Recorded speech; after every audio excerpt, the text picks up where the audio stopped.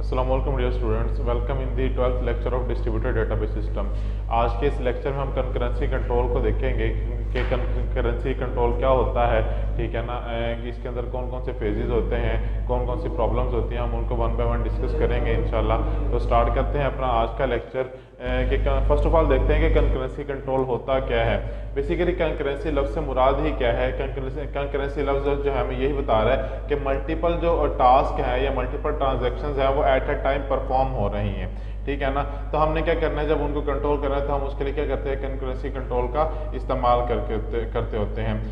इस जो concurrency control है ये हमारी ट्रांजैक्शन के रिजल्ट पर जो है ना वो इफेक्ट कर सकती है।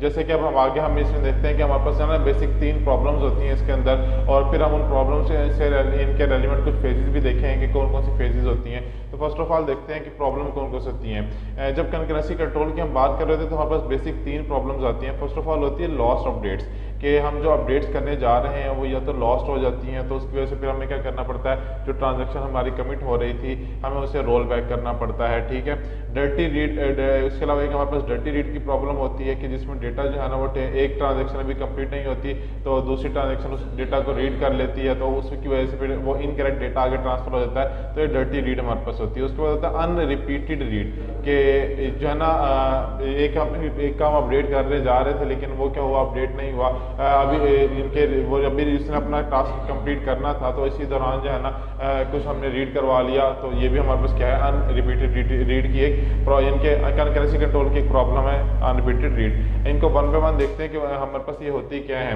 तो लॉस्ट अपडेट प्रॉब्लम में क्या होता है कि जब दो ट्रांजैक्शन जो है वो एट अ टाइम डेटाबेस को एक्सेस करने की कोशिश करते होती हैं, और हमारे पास क्या होता है कि एक ट्रांजैक्शन जो है वो अपना टास्क कंप्लीट कर लेती है, उसके बाद दूसरी ट्रांजैक्शन भी अपडेट करवा देती है सेम डेटा को, तो देन क्या होगा, जो पहली ट्रांजैक्शन का इफेक्ट होगा वो खत्म हो जाएगा और दूसरी ट्रांजैक्शन पहली ट्रांजैक्शन के इफेक्ट को रिप्लेस कर देगी।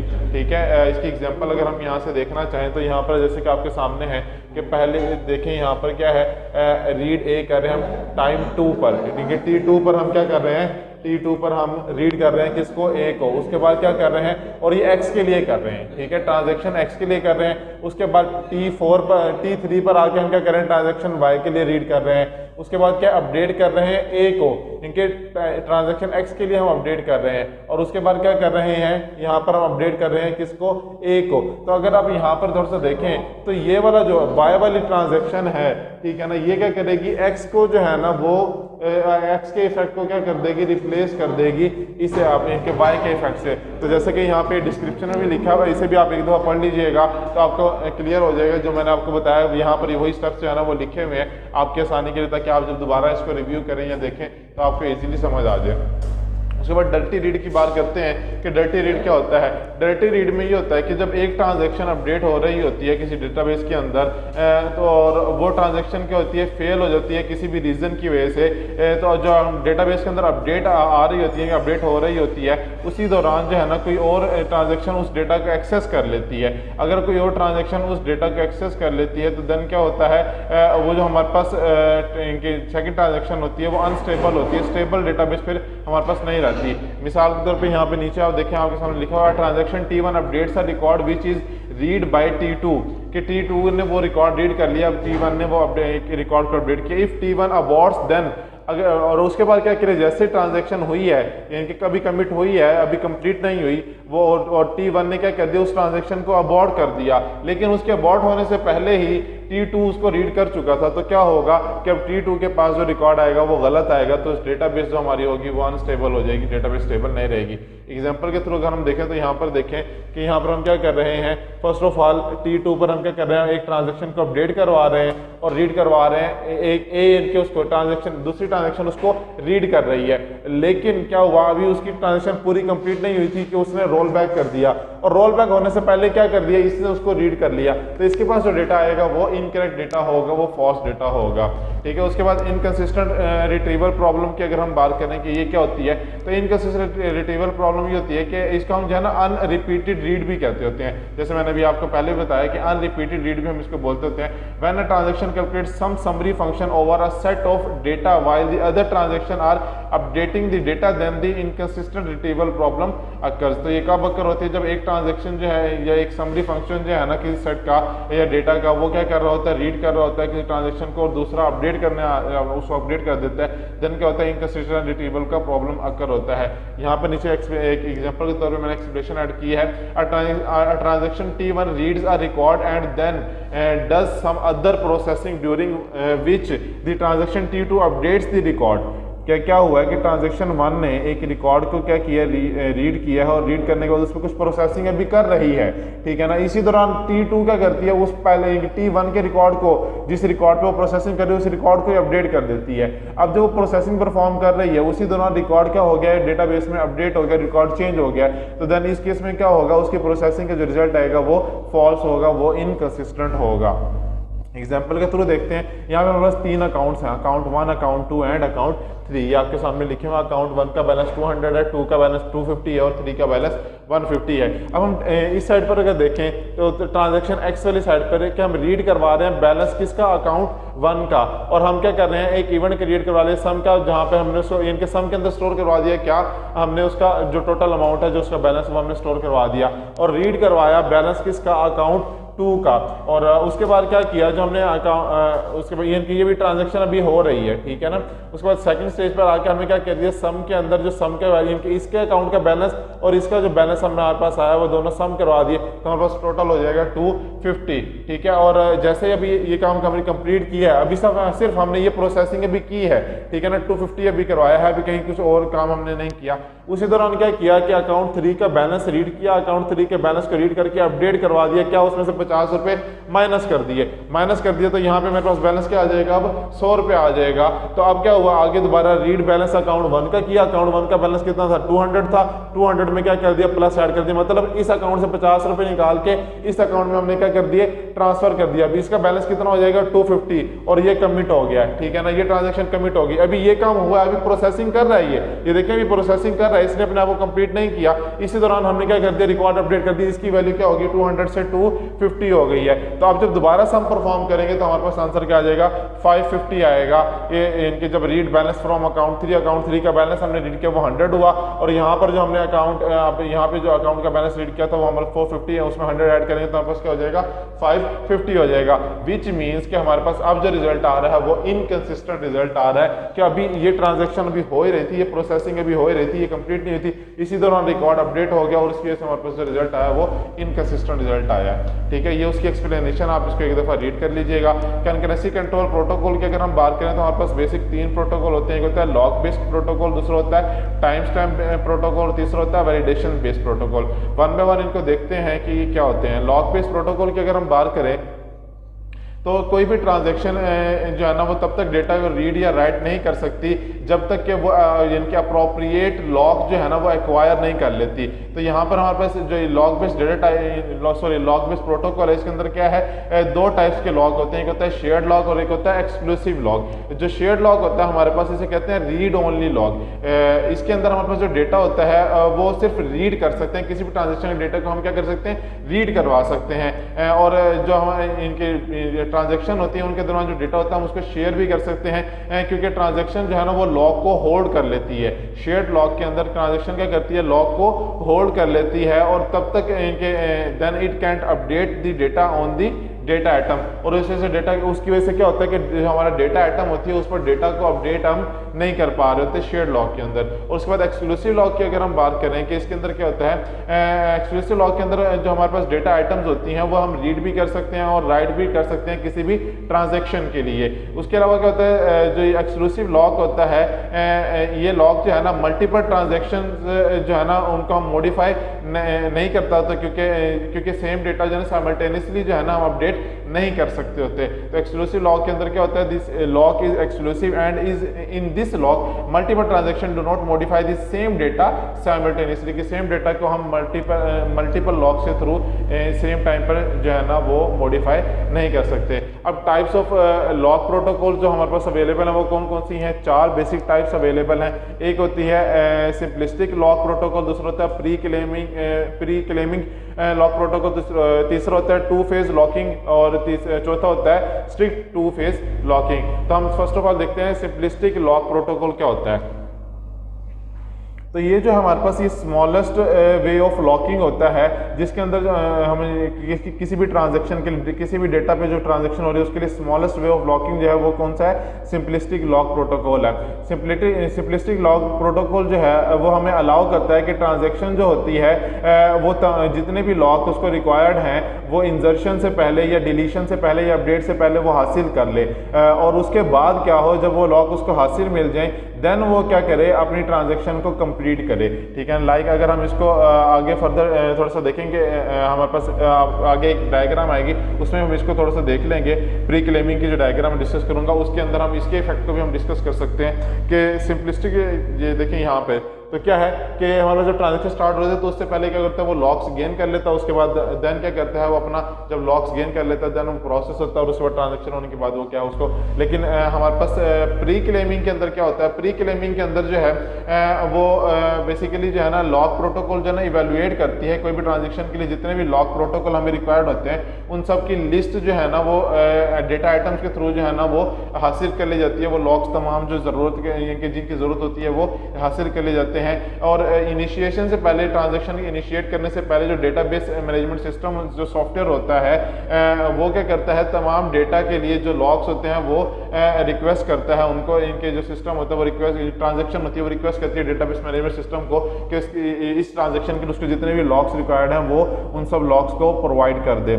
और अगर हमारे पास तमाम लॉक जो ग्रांटेड लॉक्स रिक्वायर्ड होते हैं वो सारे के सारे लॉक्स ट्रांजैक्शन के बिगिन होने से पहले हमें हासिल हो जाते हैं, allows transaction to begin when the transaction is completed then it releases all the lock।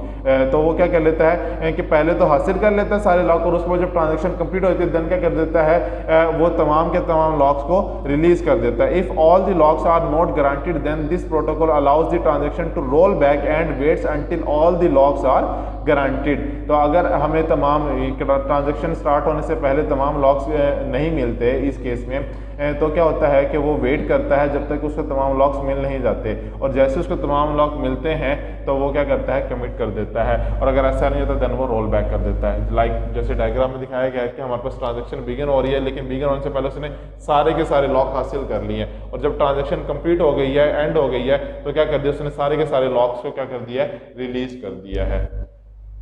Two phase locking की अगर बात करें तो टू फेज लॉकिंग प्रोटोकॉल जो है ना वो बेसिकली हमारे पास 3 पार्ट्स में डिवाइड होता है। इसके अंदर 3 पार्ट्स होते हैं। फर्स्ट पार्ट जो होता है ना, when the execution of the transaction starts, कि जब ट्रांजैक्शन की एग्जीक्यूशन स्टार्ट करते होते हैं, फर्स्ट पार्ट का ताल्लुक उससे होता है। तो ये क्या कहता है, लॉक की जो इनके किसी भी ट्रांजैक्शन के लिए जो लॉक परमिशंस रिक्वायर्ड होती हैं, ये फर्स्ट ऑफ ऑल क्या करता है, उनको देखता है कि क्या वो लॉक परमिशंस अवेलेबल हैं या नहीं है। और सेकंड पार्ट के अंदर क्या कहता है, the transaction acquires all the locks, तो सेकंड पार्ट के अंदर जितने भी लॉक्स रिक्वायर्ड होते हैं वो हासिल कर लिए जाते हैं। और जो इनके थर्ड फेज के स्टार्ट होने से पहले, जो हमारे पास थर्ड फेज होती है उसके स्टार्ट होने से पहले क्या कर लेता है, वो तमाम लॉक्स को हासिल कर लेता है। The third phase is started as soon as the transaction releases its first lock. तो जैसे ही ट्रांजैक्शन अपना फर्स्ट लॉक को रिलीज करती है तो फौरन क्या होता है, थर्ड फेज जो होती है वो स्टार्ट हो जाती है। थर्ड फेज के अंदर फिर देन क्या होता है, the transaction can not demand any new lock. तो जब थर्ड फेज एग्जीक्यूट हो रही होती है तो ट्रांजैक्शन जो होती है वो हमारे पास कोई भी न्यू लॉक जो है ना वो रिक्वायर नहीं करती थी, कोई भी न्यू लॉक जो है वो डिमांड नहीं करती होती। ये सिर्फ क्या करती होती है, जो पहले से एक्वायर्ड जो लॉक्स होते हैं उनको क्या कर देती है, रिलीज करना शुरू कर देती है। यहाँ पर हम बस वो रिलीज करते हैं। लाइक जैसे कि डायग्राम में दिखाया गया कि पहले क्या किया, ये देखें, इसमें तो देखिए टिल्ड है, ठीक है ना, ये लाइन थोड़ी सी टिल्ड है कि टी जैसे ही बिगिन हो ट्रांजैक्शन तो उसने जरूरी जो हमारे पास लॉक रिक्वायर्ड थे वो हासिल किए, और आहिस्ते आहिस्ते जैसे जहाँ जिस स्टेज पे हमें जो जो रिक्वायर होते गए ये वो लॉक जो है ना वो हासिल करती गई। और उसके बाद क्या हुआ, जब ट्रांजैक्शन कमिट हुई तो उसके बाद इसने फौरन क्या कर दिया, उनके जैसे जैसे वो कमिट होती गई तो नेक्स्ट स्टेज पे जाती रही, तो प्रीवियस लॉक्स को क्या है रिलीज करता चलेगा, और एट द एंड हमारे पास तमाम लॉक्स जो है वो रिलीज हो जाएंगे।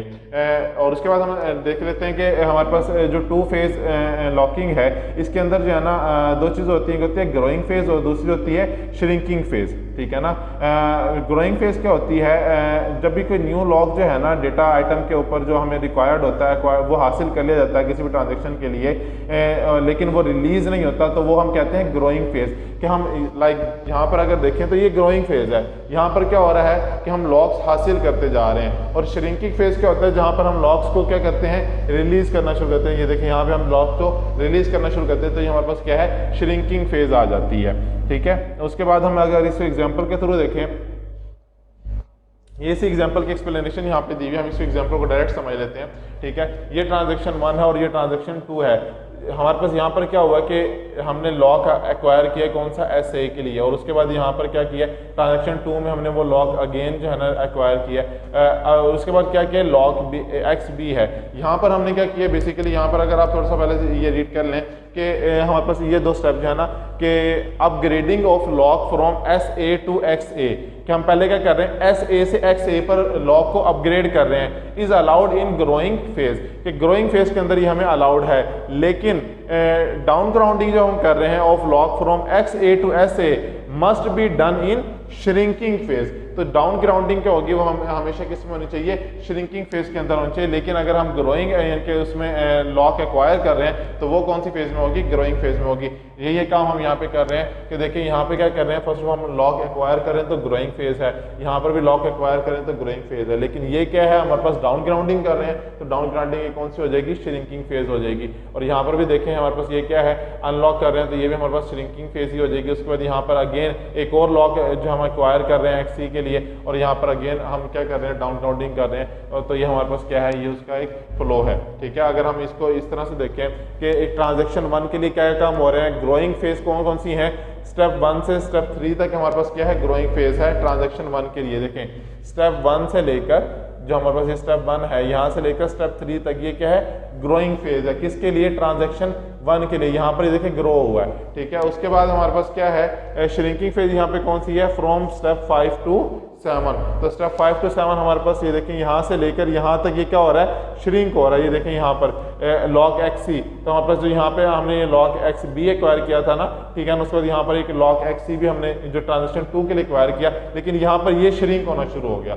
ये जो ट्रांजेक्शन थी ये श्रिंक हो रही है, ये हमारे पास क्या हो रही है, ग्रो हो रही है, ठीक है। उसके बाद हमारे पास देखते हैं कि लॉक पॉइंट जो इसका है वो कौन सा है, एट 3 है, कि 3 पर क्या है हमारे पास इसका लॉक पॉइंट। ये देखो यहाँ, ये देखिए यहाँ पर हमारे पास क्या है, इसका लॉक पॉइंट जो है ना वो एग्जिस्ट करता होता है। इसी तरह अगर हम ट्रांजैक्शन 2 के लिए बात करें तो फ्रॉम स्टेप 2 टू 6 क्या है, इसकी ग्रोइंग फेज है, 8 टू 9 क्या इसकी श्रिंकिंग फेज है, और इसका जो लॉक पॉइंट है वो क्या है, 6 है। जैसा कि यहाँ पर अगर हम देखें तो इसका जो लॉक पॉइंट होगा वो क्या होगा, क्योंकि B को अनलॉक कर रहे हैं, जो हमने यहाँ पे ये एक्वायर किया था ग्रोइंग फेज में था, जब A यानी कि ग्रोइंग फेज में था, तो यहाँ पे हमने इसको, अब हम B को क्या कर रहे हैं, अनलॉक कर रहे हैं। तो ये क्या हो जाएगा, यहाँ पे इसकी T2 के लिए क्या हो जाएगी, ये श्रिंकिंग फेज हो जाएगी, ठीक हो गया जी। और इसका हमारे पास लॉक पॉइंट जो है ना वो T6 पे हो जाएगा। उसके बाद स्ट्रिक्ट 2 फेज लॉकिंग की अगर बात करें, ये बेसिकली सिमिलर है 2 फेज लॉकिंग के तरह ही है तकरीबन, लेकिन जो इसमें डिफरेंस है वो क्या है कि स्ट्रिक्ट 2 फेज लॉकिंग जो है ना वो जो है ना लॉक को रिलीज नहीं करती, साथ के साथ जो इनके जब आफ्टर जब वो यूज़ हो जाता है, कि जब इस्तेमाल हो जाता है आफ्टर यूजिंग दैट लॉक, वो उसको क्या करती है, रिलीज नहीं करती, वो अपने पास होल्ड करके रखती होती है। उसके अलावा स्ट्रिक्ट 2 फेज लॉकिंग जो है हमारे पास वो वेट करती है, तब तक कब तक वेट करती है, जब तक कि पूरी की पूरी ट्रांजेक्शन क्या होती है, कमिट नहीं जो है हो जाती। जैसे ही वो पूरी की पूरी ट्रांजेक्शन जो है ना वो कमिट हो जाती है, देन वो क्या करती है, तमाम लॉक्स को जो डिफरेंट टाइम्स पर उसने एक्वायर किए होते हैं उन सबको क्या कर देती है, रिलीज कर देती है। तो स्ट्रिक्ट 2 फेज लॉकिंग क्या है, प्रोटोकॉल जो है हमारे पास shrinking phase of locking release, इनके जो लॉकिंग को रिलीज करता है वो किस फेज में करता है, श्रिंकिंग फेज में जो है वो लॉकिंग को रिलीज करता है, लाइक दिस। ये देखिए यहाँ पर हमारे पास क्या है, यहाँ पे लॉक इज अटेन्ड, कि हमने यहाँ पे लॉक हासिल किया। उसके बाद यहाँ पर क्या है, हमने उसको देखें सारे इकट्ठे रिलीज किए, हमने कोई इनके स्टेप बाय स्टेप रिलीज नहीं किए, सारे के सारे जितने भी लॉक हमने एक्वायर किए थे वो सारे के सारे इकट्ठे क्या कर दिए, रिलीज कर दिए। सो टाइम स्टैम्प ऑर्डरिंग की अगर बात करें कि टाइम स्टैम्प ऑर्डरिंग क्या होती है, तो time stamp ordering is use to order the transaction based on their time stamp, कि हमारे पास जितने भी ऑर्डर्स आ रहे थे, ट्रांजैक्शंस आ रहे थे, उन सबके साथ टाइम स्टैम्प हम इस्तेमाल करने के लिए कि किस टाइम पर हमारे पास कौन सा जो ट्रांजैक्शन जो है ना कमिट होने के लिए आई है, उसके लिए हम क्या करते हैं, टाइम स्टैम्प इस्तेमाल करते हैं। The order of transaction is nothing but the ascending order of the transaction creation, के असेंडिंग ऑर्डर में जो ट्रांजैक्शन क्रिएट हो रही होती है, ऑर्डर बेसिकली सिर्फ वही होता है। लाइक अगर यहाँ पर आप देखें, यहाँ पर मैंने एग्जांपल कोड की है कि हमारे पास क्या है, दो ट्रांजैक्शन है, एक है T1 दूसरी T2 है। हम सपोज कर लेते हैं कि हमारे पास जो ट्रांजैक्शन T1 है वो एंटर हुई है सिस्टम में 007 टाइम पर, ठीक है, और जो ट्रांजैक्शन 2 है हमारे पास, ट्रांजैक्शन 2 हमारे पास जो है वो क्या हुई है, हमारे पास 009 पर टाइम्स पर एंटर हुई है। तो हाई प्रायोरिटी अब किसको मिलेगी, T1 को मिलेगी, क्योंकि वो अर्ली एंटर हुई है। असेंडिंग ऑर्डर की हमने बात की थी, तो हाई प्रायोरिटी जो होगी वो किसकी होगी, ट्रांजैक्शन 1 के लिए होगी। The time stamp ordering protocol also maintains the time stamp of last read and write operation on a data, कि हमने लास्ट टाइम पे इनकी लास्ट जो रीड एंड राइट ऑपरेशन जो डेटा पर परफॉर्म किया वो कब किया है, टाइम स्टैम्प इसका भी रिकॉर्ड अपने पास रखता होता है, ठीक है ना। अगर हम इसको टाइम स्टैम्प के ऑर्डरिंग प्रोटोकॉल को फर्दर डिस्कस करें तो basic time stamp ordering protocol works as follows, वो इस तरह से काम करता है। फर्स्ट ऑफ ऑल क्या करता है, check the following condition whenever a transaction start, TI से मुराद है यहाँ पे ट्रांजैक्शन इनिशियलाइज हो रही है, ठीक है, ट्रांजैक्शन स्टार्ट हो रही है, इशूज अ रीड एक्स ऑपरेशन, कि फर्स्ट ऑफ ऑल ये ट्रांजैक्शन ने क्या किया, रीड करना शुरू किया कुछ भी, ठीक है ना। हम क्यूरी के थ्रू क्या करते हैं, डेटा को रीड करना स्टार्ट करते हैं। तो अगर तो हम जो रीड कर रहे हैं, रीड करने के बाद हमने क्या किया, इफ राइट ट्रांजैक्शन एक्स, हमने क्या कर दिया, ट्रांजैक्शन एक्स को कुछ राइट की जो राइट कर रहे हैं वो ग्रेटर देन ट्रांजैक्शन जो इनिशियलाइज हुई है, TS ट्रांजैक्शन जो है ट्रांजैक्शन TI स्टार्ट, ठीक है ना, ट्रांजैक्शन जो हमारा स्टार्ट हुई है, then the operation is rejected, तो ऑपरेशन क्या होगा, रिजेक्ट कर देके राइट की कमांड जो है ना वो ग्रेटर हमारे पास ट्रांजैक्शन की इनिशियल कमांड से, तो इसे रिजेक्ट कर दिया जाएगा। लेकिन अगर ट्रांजैक्शन जो हमारे राइट की कमांड में ट्रांजैक्शन जो है वो लेस देन या इक्वल टू ट्रांजैक्शन जो स्टार्ट हो रही है, तो ऑपरेशन क्या होगा, एग्जीक्यूट कर दिया जाएगा। लाइक ये वैसे ही है जैसे कि हम ये अक्सर चेक करते हैं कंडीशन के अंदर कि अगर तो वैल्यू ग्रेटर देन है तो वो क्या कर दे, उसको रिजेक्ट कर देगा, लेस देन है तो एग्जीक्यूट कर दे, लूप के अंदर जिस तरह हम अक्सर करते होते हैं। So time stamps of all the data items are updated, तो इसके थ्रू हम क्या कर सकते हैं कि जितने भी डेटा आइटम्स हैं हम उन सबको जो हमारे पास अपडेट कर सकते हैं उन सबके टाइम स्टैम्प को। उसके अलावा दूसरा काम जो हम टाइम स्टैम्प के अंदर करते होते हैं, टाइम स्टैम्प ऑर्डरिंग प्रोटोकॉल के अंदर करते होते हैं, वो क्या होता है, check the following condition whenever a transaction TI यानी कि transaction initialize issues are write X operation, जब ये तो हमने पहले देखा कि रीड के लिए जब हो, और अगर राइट के लिए होगा तो फिर उसके लिए क्या होगा कि ट्रांजैक्शन पहले स्टार्ट हो रही है, ट्रांजैक्शन स्टार्ट हो रही है लेस देन जो हमारे पास राइट ट्रांजैक्शन एक्स है, तो देन क्या कर देगा, उसको रिजेक्ट कर देगा। लेकिन अगर transaction start less than sorry यहाँ पे रीड ट्रांजैक्शन एक्स, जो हमने ट्रांजैक्शन रीड की है, अगर तो ट्रांजैक्शन स्टार्ट जो हम कर रहे हैं वो उससे लेस है तो देन क्या हो जाएगा, रिजेक्ट हो जाएगा राइट के केस में। लेकिन जो हमारे ट्रांजैक्शन अगर हम जो स्टार्ट करने जा रहे हैं वो लेस देन है, जो हम ट्रांजैक्शन राइट करना चाहते हैं उससे, तो देन क्या होगा, ऑपरेशन जो होगा वो रिजेक्ट हो जाएगा एंड ट्रांजैक्शन जो होगी वो रोल बैक कर देगा, otherwise the transaction operation is executed. लेकिन अगर ये ग्रेटर देन है तो देन क्या करेगा, वो उसको एग्जीक्यूट कर देगा, ठीक है। उसके बाद हमारे पास लास्ट वैलिडेशन बेस्ड प्रोटोकॉल है। तो वैलिडेशन बेस्ड प्रोटोकॉल क्या होता है, basically validation phase is also known as a optimistic concurrency control technique. In the validation based protocol the transaction is executed in the following 3 phases. तो validation protocol के अंदर जो हमारे पास ट्रांजेक्शन होती है वो बेसिक 3 फेज, इन 3 फेज में जो है ना वो एग्जीक्यूट होती है। फर्स्ट फेज होती है रीड फेज। रीड फेज के अंदर क्या होता है कि ट्रांजेक्शन जो हमारे पास होती है उसे रीड किया जाता है एग्जीक्यूट करने के लिए, कि एग्जीक्यूट करने से पहले ट्रांजेक्शन को हम रीड करते होते हैं। उसके बाद क्या होता है, रीड के थ्रू हम क्या करते हैं, वैल्यू जो होती है वेरियस डेटा आइटम्स के लिए हमारे पास जो वैल्यू होती है जो स्टोर करवाई होती है हमने टेम्परेरी किसी लोकल वेरिएबल के अंदर या लोकल मेमोरी के अंदर, हम जो है ना वो उनको इस्तेमाल करते हैं रीड फेज के अंदर, ठीक है। और उसके अलावा क्या करते हैं, हमारा जो राइट ऑपरेशन होता है, जो टेम्परेरी वेरिएबल्स के अंदर हमने डेटा को कुछ राइट करना होता है, फिर नया डेटा स्टोर करवाना होता है, तो हम क्या करते हैं वो यहाँ पर स्टोर करवाते हैं। आपने अक्सर देखा होगा कि हम जो है ना डेटाबेस की जब प्रोग्रामिंग करते होते हैं वहाँ पर डिक्लेयर वेरिएबल्स डिक्लेयर करते होते हैं, टेम्परेरी वेरिएबल्स डिक्लेयर करते होते हैं, जिनके अंदर हम क्या करते होते हैं टेम्परेरी डेटा स्टोर करते हैं। उनको इस्तेमाल करने के बाद हम वो वेरिएबल्स का जो है डेटा है उसको रिलीज कर देते हैं, उसको रिमूव कर देते हैं। तो हम बेसिकली ये डेटाबेस में वैलिडेशन बेस्ड प्रोटोकॉल ही होता है जिसको हम इस्तेमाल कर रहे होते हैं, ठीक है। उसके बाद क्या होता है, वैलिडेशन फेज के अंदर हम क्या कर देते हैं, टेम्परेरी जो वेरिएबल्स की वैल्यूज होती हैं हम उनको वैलिडेट करते हैं एक्चुअल वैल्यूज के अगेंस्ट। लाइक अगर हमारे पास GUI फॉर्म से कुछ वैल्यूज आ रही हैं तो हाँ, और हमारे पास जो डेटाबेस के अंदर जो वेरिएबल्स के अंदर वैल्यूज स्टोर हो रही हैं, हम उनको वैलिडेट करवाते हैं क्या ये मैच कर रही हैं या नहीं कर रही हैं। अगर तो नहीं कर रही तो हमने क्या एक्शन परफॉर्म करना, और अगर कर रही हैं तो देन क्या एक्शन परफॉर्म करना है। फिर वो फर्दर हम क्यूरी के थ्रू जो है ना वो डिसाइड कर रहे होते हैं कि हमें इसके लिए फर्दर कौन सी क्यूरी राइट करनी है, किस किस्म का एक्शन जो है ना वो परफॉर्म करवाना है। उसके अलावा जो हमारा लास्ट फेज होता है वैलिडेशन बेस्ड प्रोटोकॉल के अंदर, वो क्या होता है, राइट फेज होता है। हमने जो ट्रांजैक्शन के दौरान वैलिडेशन परफॉर्म की है कि डेटा को वैलिडेट किया, अगर तो वैलिडेट एक्यूरेटली हो गया है कि जो हमारे पास टेम्परेरी रिजल्ट्स आ रहे हैं, तो देन हम उनको क्या करते हैं, टेम्परेरी रिजल्ट्स को डेटाबेस के अंदर क्या कर देते हैं, राइट कर देते हैं डेटाबेस के अंदर, इनके हम स्टोर करवा देते हैं। लेकिन अगर वो उसको वैलिडेट नहीं कर रहे, डेटा वैलिडेट नहीं हो रहा, देन क्या करते हैं, हम ट्रांजेक्शन को रोल बैक कर देते हैं कि पूरी की पूरी ट्रांजेक्शन क्या हो जाए, रोल बैक हो जाए। हमें अगर इसके फेजेस की बात करें कि टाइम स्टैम्प के phases has the following different time stamps, तो हमारे पास वैलिडेशन के जो फेजेस होते हैं वो डिफरेंट टाइम स्टैम्प्स जो है ना इनके पास होता है। लाइक स्टार्ट की अगर हम बात करें, TIN के इनिशियलाइज स्टार्ट कर रहे हैं, तो इसका जो टाइम स्टैम्प होता है वो TI स्टार्टेड इट्स एग्जीक्यूशन, कि वो टाइम जब एग्जीक्यूशन स्टार्ट हुई है तो इसके अंदर वो टाइम स्टैम्प स्टोर होता है। उसके बाद वैलिडेशन की जब बात करें तो ये इसके अंदर वो टाइम होता है जब हमारे पास कोई भी डेटा हम जो रीड फेज के अंदर था वो फिनिश हो जाता है, रीड हम कंप्लीट कर लेते हैं और उसके वैलिडेशन का प्रोसेस जो है ना वो स्टार्ट होता है। तो वैलिडेशन के अंदर हमारे पास वो वाला जो है टाइम स्टेप जो है ना वो सेव होता है। फिनिश के अंदर हम अगर बात करें तो इसके अंदर वो टाइम होता है जब हमारे पास जब राइट का जो डेटा हम राइट करना चाह रहे थे वो हमारा राइट का प्रोसेस कंप्लीट हो गया, तो देन उस टाइम वो जो टाइम स्टेप होता है वो कहाँ पर हमारे पास होता है, फिनिश के अंदर हम उसको स्टोर करवाते होते हैं। सो होप सो आपको कंकरेंसी कंट्रोल जो है ना वो क्लियर हो गया होगा, समझ आ गया होगा।